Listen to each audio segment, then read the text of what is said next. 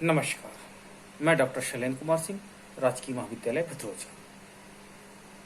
आज का हमारा अर्थशास्त्र के अंतर्गत मुख्य विषय है टैरिफ के अंतर्गत ऑप्टिमम टैरिफ और ऑप्टिमम टैरिफ के अंतर्गत विभिन्न लोच वाले प्रस्ताव वक्र के अंतर्गत ऑप्टिमम प्रशुल्क की गणना करना। साथ ही साथ यदि एक देश टैरिफ लगाता है और दूसरा देश प्रतिशोधात्मक टैरिफ लगाता है तो उसके परिणाम स्वरूप वास्तव में अनुकूलतम प्रशुल्क क्या होगा, इस पर हम आज विवेचना करेंगे। इसकी पहली क्लास में हम देख चुके हैं कि अनुकूलतम प्रशुल्क वो प्रशुल्क होता है जिसके अंतर्गत धनात्मक प्रभाव सबसे अधिक होता है तथा ऋणात्मक प्रभाव सबसे कम होता है। धनात्मक प्रभाव वो प्रभाव है जिसके अंतर्गत व्यापार की शर्तें हमारे फेवर में हो जाए, उसे हम धनात्मक प्रभाव कहते हैं। वहीं व्यापार की मात्रा कम हो जाना ऋणात्मक प्रभाव है। अनुकूलतम प्रशुल्क के अंतर्गत वो टैरिफ जो धनात्मक प्रभाव को अधिकतम कर दे और ऋणात्मक प्रभाव को न्यूनतम कर दे, अनुकूलतम प्रशुल्क कहलाता है। अनुकूलतम प्रशुल्क के अंतर्गत किसी देश की राष्ट्रीय आय अधिकतम हो जाती, इसे हम आय प्रभाव कहते हैं। Income effect of optimum tariff कहा जाता है। ऑप्टिमम टैरिफ के अंतर्गत इनकम प्रभाव अधिक हो जाएगा, परिणाम स्वरूप कम्युनिटी वेलफेयर या कम्युनिटी इंडिफरेंस कर्व सबसे ऊपर हो जाता है। ऑप्टिमम टैरिफ के अंतर्गत कम्युनिटी इंडिफरेंस कर्व का ऊपर सबसे हो जाना ही ऑप्टिमम स्टेज को दर्शाता है। लेकिन मान लीजिए एक देश का प्रस्तावक परफेक्ट इलास्टिक है और दूसरे देश का इनइलास्टिक है, तो इस दशा में जब हम टैरिफ लगाएंगे तो व्यापार की शर्तों में कोई परिवर्तन नहीं होगा। इसका तात्पर्य यह है कि अर्थव्यवस्था में पॉजिटिव प्रभाव का मान नो चेंज होगा, ओनली निगेटिव प्रभाव वर्क करेगा। ओनली जब निगेटिव प्रभाव वर्क करेगा यानी व्यापार की शर्तों में कोई परिवर्तन नहीं होगा, केवल व्यापार की मात्रा पहले से बढ़ या घट जाएगी। अतः जब किसी देश का प्रस्ताव वक्र परफेक्ट इलास्टिक दूसरे देश का इनइलास्टिक होता है तो ऑप्टिमम प्रशुल्क हमें प्राप्त नहीं होता है। पहली बात। दूसरी चीज, यदि कोई देश प्रतिशोधात्मक प्रशुल्क लगाए, प्रतिशोधात्मक का मतलब वो भी अपने देश में ऑप्टिमम स्टेज को ढूंढे। मान लीजिए इंग्लैंड ने जर्मनी के लिनन पे टैरिफ लगाया और वो ऑप्टिमम स्टेज को ढूंढना चाहता। कौन? इंग्लैंड। लेकिन अगर जर्मनी भी इंग्लैंड के क्लॉथ पे टैरिफ लगाते तो इस दशा में भी ऑप्टिमम टैरिफ हमें प्राप्त नहीं होगा और हमारा पॉजिटिव इफेक्ट शून्य हो जाएगा या न्यूट्रल होगा और निगेटिव इफेक्ट लगातार वर्क करेगा, अर्थात व्यापार की शर्तों में कोई परिवर्तन नहीं होगा। अर्थात व्यापार की शर्तों में कोई परिवर्तन नहीं होगा, केवल व्यापार की मात्रा कम होती चली जाएगी। हमने दो चीजें सीखी कि यदि प्रस्ताव वक्र की लोच हमारे पास इनइलास्टिक और इलास्टिक है तो भी ऑप्टिमम प्रशुल्क प्राप्त नहीं होगा।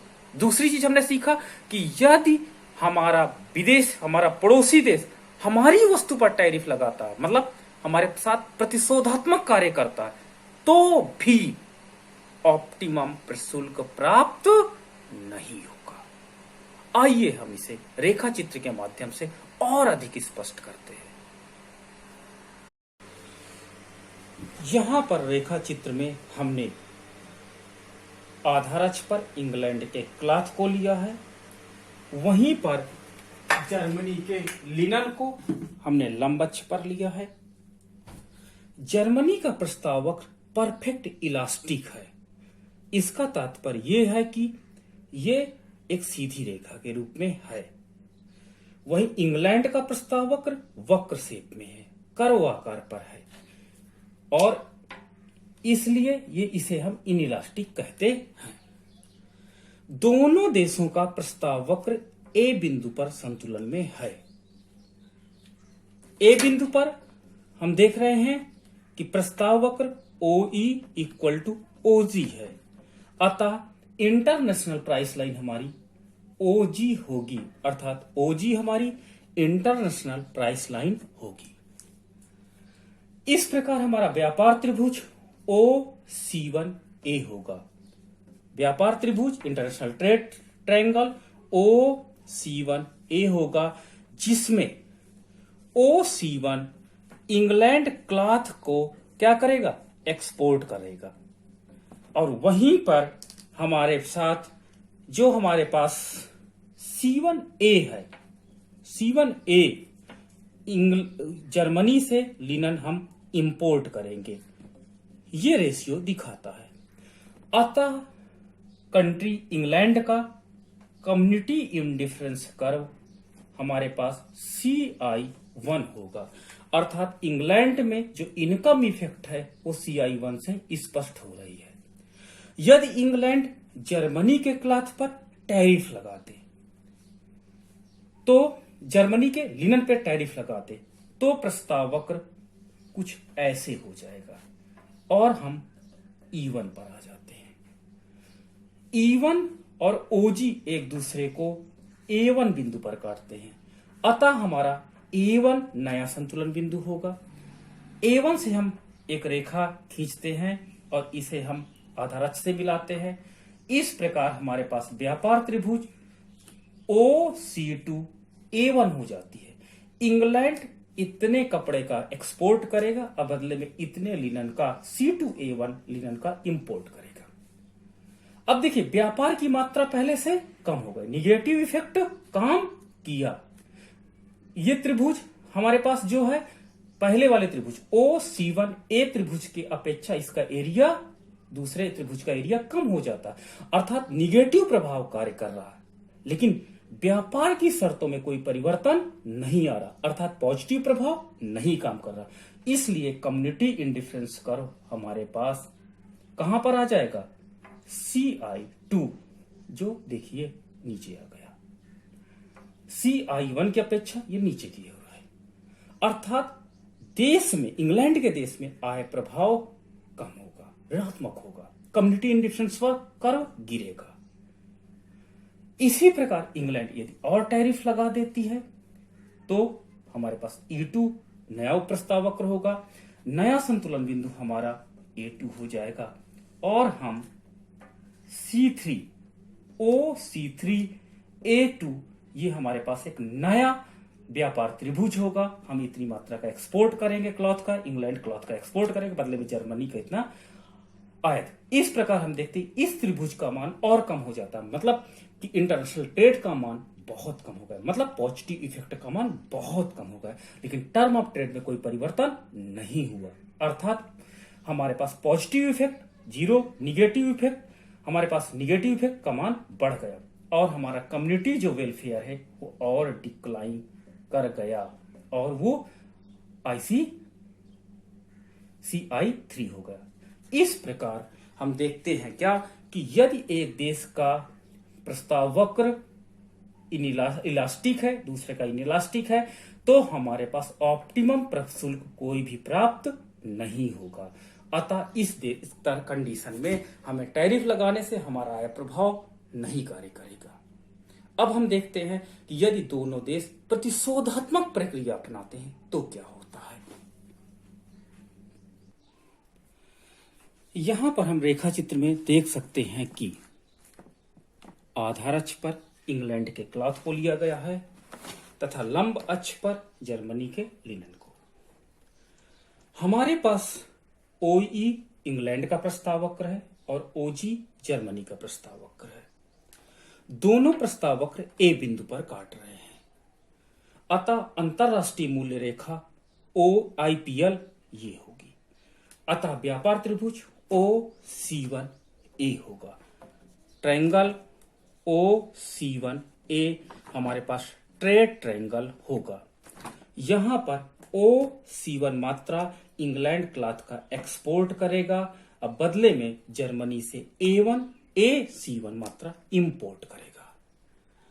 इस प्रकार हमारे यहां इंग्लैंड का कम्युनिटी इंडिफरेंस कर्व कुछ ऐसे होगा CI1, और जर्मनी का इसी प्रकार जो कम्युनिटी इंडिफरेंस कर्व है वो हम इधर से देखते हैं तो वो कुछ ऐसे होगा CI2। इस प्रकार हम देख सकते हैं क्या कि दोनों देशों का कम्युनिटी इंडिफरेंस कर्व यहां पर है। अब मान लीजिए इंग्लैंड जर्मनी के लिनन पर टैरिफ लगा देती है, तो उसके परिणाम स्वरूप हम यहां पर आ जाते हैं। कहां पर? E1 पॉइंट पर। नया प्रस्ताव वक्र है, नई मूल्य रेखा यहां से जाएगी। ये हमारे पास इंटरनेशनल प्राइस लाइन 1 हो जाएगी। अब हम यहां से अगर इसको मिला देते तो इतना एक्सपोर्ट करेंगे, बदले में इतना लिनन इंपोर्ट करेंगे, और हमारा कम्युनिटी इंडिफरेंस कर्व कुछ शिफ्ट होकर के ऐसे हो जाएगा। किसका? इंग्लैंड का। और हम CI3 पे। लेकिन जर्मनी भी इंग्लैंड के यदि क्लॉथ पर लगा दे टैरिफ, तो जर्मनी का प्रस्ताव वक्र शिफ्ट होकर के कुछ ऐसे हो जाएगा, और हमारी व्यापार की शर्त फिर यही हो जाएगी IPL, और नया संतुलन बिंदु हमारा जो B से C शिफ्ट हो जाएगा। और इस प्रकार हमारे पास इंग्लैंड का फिर से जो कम्युनिटी इंडिफरेंस कर्व है वो शिफ्ट होकर के CI4 हो जाएगा। इस प्रकार हम देखिए वही पुरानी IPL पर आ जाते हैं, मतलब व्यापार की मात्रा पहले से कम हो गई, मतलब निगेटिव इफेक्ट काम किया, लेकिन पॉजिटिव इफेक्ट काम नहीं किया। पहले तो पॉजिटिव इफेक्ट कार्य किया, लेकिन जब इंग्लैंड ने भी प्रतिबंधात्मक व्यापार एक्सेप्ट किया तो उसके कारण जो धनात्मक प्रभाव था समाप्त हो गया, और हम पुरानी IPL पर आ गए, और हम C1 बिंदु पर आ गए। हम दूसरी प्रकार से समझ सकते हैं। मान लीजिए जर्मनी ये प्रक्रिया प्रारंभ करता है, वो सबसे पहले टैरिफ लगाता है, तो नया संतुलन बिंदु D होगा। मान लीजिए जर्मनी से स्टार्ट करते हैं, तब अतः नई अंतरराष्ट्रीय मूल्य रेखा जर्मनी के फेवर में हो जाएगी IPL2। इस प्रकार जर्मनी के फेवर में हो जाएगी। जर्मनी को क्या होता है, कम एक्सपोर्ट करना पड़ेगा, बदले में ज्यादा इंपोर्ट करना पड़ेगा, और इस प्रकार हमारे पास जर्मनी का जो कम्युनिटी इंडिफरेंस कर्व है वो वास्तव में यहां से उठ करके यहां आ जाएगा CI5। फिर इंग्लैंड जर्मनी के प्रस्ताव वक्र के ऊपर टैरिफ लगाता, तो इंग्लैंड का प्रस्ताव वक्र पुनः शिफ्ट होकर के यहां पर आ जाएगा, जिससे नया संतुलन बिंदु ये हो जाएगा, और जर्मनी का कम्युनिटी इंडिफरेंस कर्व फिर से डिक्लाइन होकर के CI6 में चला जाएगा। और इस प्रकार भी हम देखते हैं कि हम पुनः वही संतुलन बिंदु पर आ जाते हैं जहां पर इंग्लैंड पहले था। अतः यहां पर धनात्मक प्रभाव शून्य और व्यापार की मात्रा ऋणात्मक प्रभाव अधिक डिक्लाइन होता है, अर्थात ऋणात्मक प्रभाव अधिक प्रभावी होता है। इस प्रकार ऑप्टिमम टैरिफ की गणना नहीं की जा सकती। इस रेखाचित्र में हमने पहली बार इंग्लैंड ने जब टैरिफ जर्मनी के लिनर पर लगाया तब से स्टार्ट किया, जिससे हम A से B पर आए और B से C पर आए। और इसी प्रकार हमने स्टडी ये किया कि मान लीजिए जर्मनी पहले इंग्लैंड के क्लॉथ पे टैरिफ लगाती है, तो A से हम D पर आएंगे। फिर जब प्रतिबंध रूप में, प्रतिशोध के रूप में इंग्लैंड टैरिफ लगाता है जर्मनी के लिनन पे, तो E से E1 प्रस्तावक होता है, तो पुनः हम सी पर आएंगे। यानी ए बी सी, इंग्लैंड जब व्यापार प्रारंभ करता है और टैरिफ लगाता है अपने व्यापार को बढ़ाने के लिए, तो ए बी सी पथ पे हम चलेंगे। और यदि जर्मनी स्टार्ट करता है, सबसे पहले टैरिफ इंग्लैंड के क्लॉथ को लगाता है और फिर इंग्लैंड उसका रिएक्शन करता है, तो हमारा पाथ होगा ए डी सी। इस प्रकार हमारा अनुकूलतम प्रशुल्क वास्तव में जस्टिफाई हो जाता है कि वास्तव में यदि किसी देश का में प्रस्ताव वक्र इनइलास्टिक है और इलास्टिक है तो भी अनुकूलतम प्रशुल्क प्राप्त नहीं होगा। वहीं यदि दोनों देशों में प्रतिशोधात्मक क्रियाएं हैं तो भी अनुकूलतम प्रशुल्क प्राप्त नहीं होगा। धन्यवाद।